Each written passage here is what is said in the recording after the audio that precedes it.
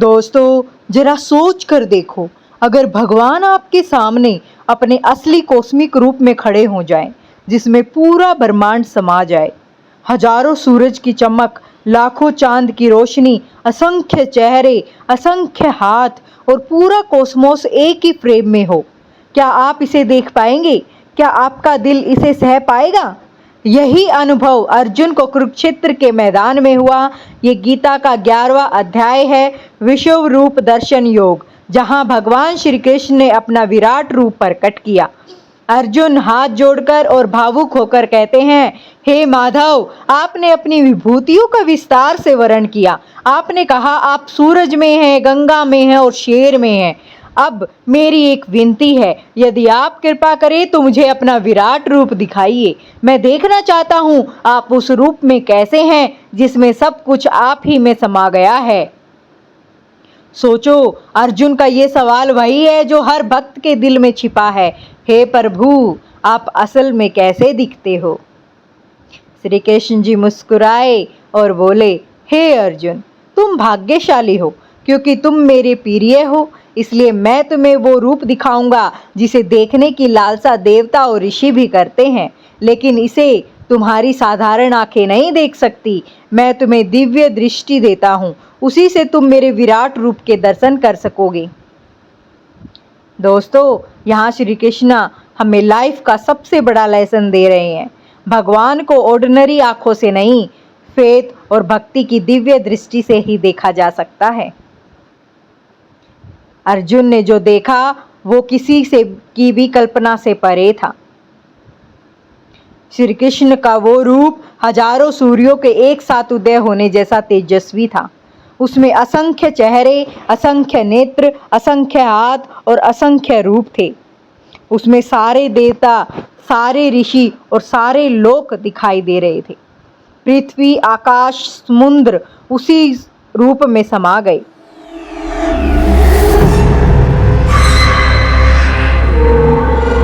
हर दिशा में आग की लपटें और दिव्य प्रकाश था, जैसे पूरा ब्रह्मांड एक विशाल कॉस्मिक स्क्रीन पर दिखा रहा हो।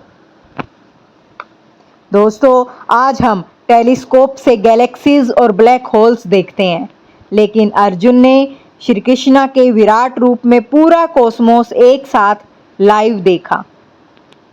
सोचिए, ये रूप देखकर आपका दिल कैसे धड़केगा। अर्जुन कांपने लगे, उनकी आंखें चौंधिया गई, उनका शरीर रोमांच और भय से भर गया। उन्होंने हाथ जोड़कर कहा, हे प्रभु, मैं आपके विराट रूप को देखकर हैरान, रोमांचित भी हूँ और भयभीत भी। आपकी आंखें सूर्य और चंद्रमा जैसी हैं। आपके मुख से अग्नि की लपटें निकल रही हैं। आपका आकार इतना विशाल है कि पूरा कॉस्मोस उसमें समा गया है। हे प्रभु, मैं आपको बार बार प्रणाम करता हूँ। आप ही सबका मूल हैं और आप ही सबका अंत। लेकिन अर्जुन ने उस विराट रूप में एक और भयानक दृश्य देखा। असंख्य योद्धा श्री कृष्णा के विशाल मुख में प्रवेश कर रहे थे। वे जलती हुई अग्नि की तरह उस विराट रूप में समा रहे थे। अर्जुन ने देखा, जैसे नदियां समुद्र में मिलती हैं, वैसे ही सभी योद्धा भगवान के मुख में विलीन हो रहे हैं। ये कॉस्मिक विजन सिर्फ सृष्टि ही नहीं, विनाश का भी संकेत था। अर्जुन कांपते हुए बोले, हे प्रभु, ये रूप तो मुझे डरा रहा है। कृपया बताइए आप कौन हैं?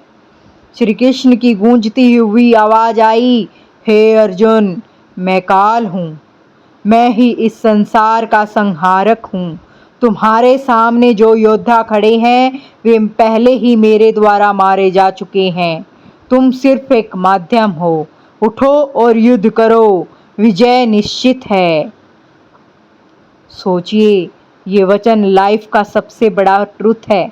हम सोचते हैं कि हम डोर हैं, लेकिन सच ये है कि हम सिर्फ माध्यम हैं। असली कर्ता धर्ता तो हमारे श्री कृष्ण जी हैं। अर्जुन भय और कांपते हुए बोले, हे प्रभु, आपके इस विराट रूप को देखकर मेरी आंखें चौंधिया गई हैं। मैं इसे सह नहीं पा रहा। कृपया अपना जेंटल रूप में दिखाइए ना मुझे। मैं आपको उसी रूप में देखना चाहता हूँ जिस रूप में आप मेरे मित्र और सारथी हैं। श्री कृष्ण ने मुस्कुराकर अपना विराट रूप समेट लिया और अपने चार्मिंग जेंटल रूप में प्रकट हुए। अर्जुन को शांति मिली। श्री कृष्ण बोले, हे अर्जुन, ये विराट रूप देखना कठिन है। इसे देवता भी देखने की इच्छा करते हैं, लेकिन मुझे पाने का असली मार्ग सिर्फ और सिर्फ भक्ति है। जो मुझे प्रेम से भजता है वही मुझे वास्तव में प्राप्त करता है। दोस्तों, ये अध्याय क्यों यूनिक है? यहाँ अर्जुन को कृष्णा का कॉस्मिक फॉर्म देखने का अवसर मिलता है।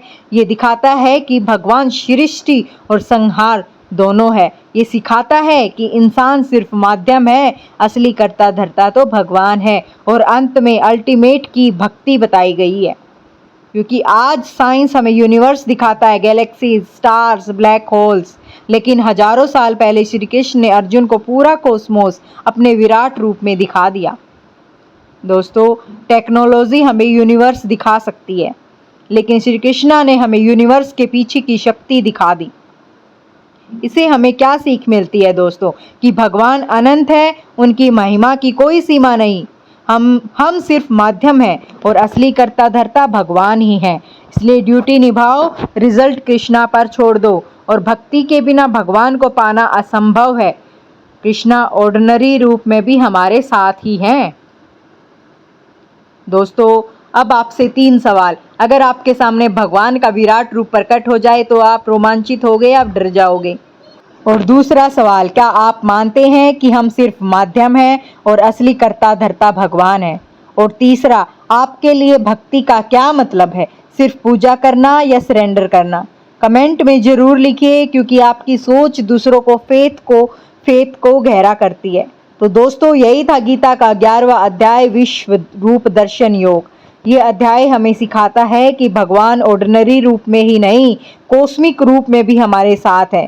श्री कृष्ण जी कहते हैं, हे अर्जुन, ये विराट रूप कठिन है, लेकिन जो मुझे प्रेम से भजता है वही वास्तव में मुझे पाता है।